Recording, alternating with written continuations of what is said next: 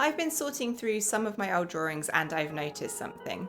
I think, as with all artists, there's some drawings that I've done that I particularly like and some I don't. But it turns out a lot of the drawings that I don't like have the same thing in common. All of the drawings that I do like are a lot more detailed. They've either got a particularly detailed texture, a really interesting background, or something else that makes you look a little bit closer. Some of my drawings I'm a lot less happy with, and they're generally much more simple objects. Now, I know I'm not a printer. The drawings I do aren't perfect.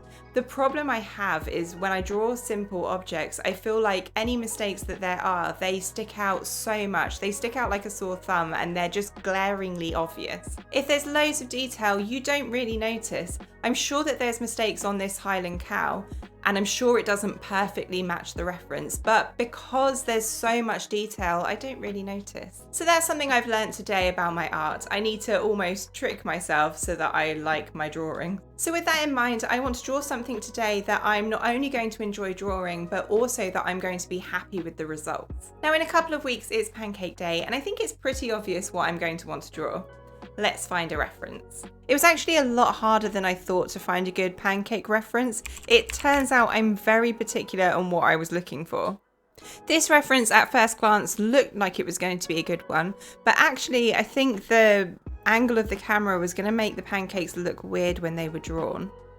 This was more like the angle I wanted to use, but I wasn't completely sold on the sugar sprinkles. And these, although they are more like the pancakes I would actually eat on Pancake Day, they're not the most aesthetically pleasing pancakes. So eventually, after looking at loads of different photos of pancakes, I settled on this. So now I know what I want to draw, let's do it. If you want to draw this with me, head over to my Patreon. There you'll find colour swatches, real-time footage and detailed instructions of everything I'm doing. Signing up supports me so I can make more art content, and you'll get tutorials of all of the drawings I do. Alright, let's get started. So I started this off by looking for the absolute lightest colour I could see in that reference and putting a base down of that. Just a nice, smooth, even base over the whole of the drawing. The only areas I didn't do was the blueberries, because that needed to be more of a blue base that I was going to draw a bit later. And then from there, but even though I'd already sketched out my outline, so I knew roughly where all of the pancakes needed to go, it was still a little bit unclear what needed to go where. Because the pancakes were in a stack, there's kind of light strips and dark strips depending on if it was the side of the pancake or the shadow underneath the pancake. So I thought if I went in with a light brown, I would be able to roughly mark all of this out a bit clearer, and it was going to make my life far easier a little bit later on. But I really only used this to mark out the major shapes. I wasn't worrying about adding in any details. And then once I had that clear template, I could start working my way up through my colours. So looking for the next lightest colour, adding that in, looking for the next lightest colour, and gradually adding all of these colours together to build up some of the kind of caramel tones that were on the pancakes. So all of the sauce on the pancakes. And it was while I was going through this process that I could start adding in some of the details.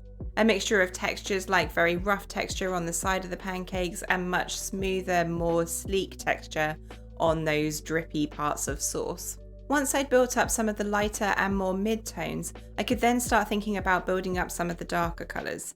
But I didn't want to just jump in straight with a dark brown, for example. I first wanted to build up some more base layers in these areas. So I actually went in with a relatively dark blue. I could see a lot of blue on the left-hand side of the drawing. And also, if I put this blue underneath the dark brown, it's going to make it look far richer than if I just put the dark brown down on its own. So it did look a bit peculiar when I did this, but when I put the brown over the top, it all looked much more sensible. And actually, relatively quickly, I had something that did resemble a stack of pancakes. I then at this point wanted to start drawing in the blueberries, and I first wanted to start with a very light blue base layer. I could then build up 3 other blues, gradually going from lighter blues towards darker blues, putting in a lot of the patchiness that are actually on blueberries.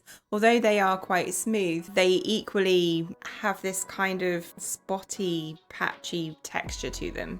I then, once I worked my way up to the darkest blues, wanted to put in some of the lighter blues just because it was looking a little bit too patchy. Now, before I moved on from these blueberries, I also wanted to add in some shadows along the bottom. In my reference photo, these pancakes were on a plate.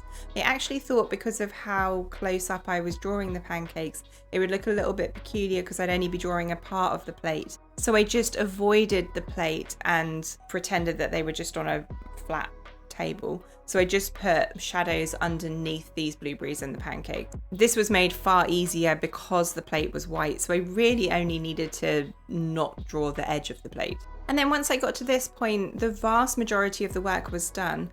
What I needed to do was brighten everything up. So I started adding in quite a bit of purple.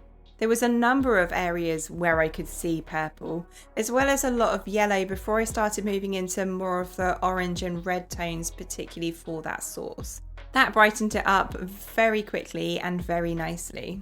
One of the last things I wanted to do was go through with a very dark colour and just really define all of the shadows. I wanted to make sure that everything really popped, and it also helped tie everything together. So it worked out to be about 9 hours of work in the end. And it was finished. I have to say, I think this did work. It has to be up there with some of my favourite drawings. I am very pleased. Let me know what you think in the comments below. Now, although I think on the most part more detail is better, there are exceptions to every rule. I drew a pear that is very simple, but also I'm very happy with. Check out the video about it here. And until next time, if you enjoyed this video, give it a like. Don't forget to click the subscribe and the notify bell so you never miss an art tutorial. Happy drawing, guys. I'll see you in the next one.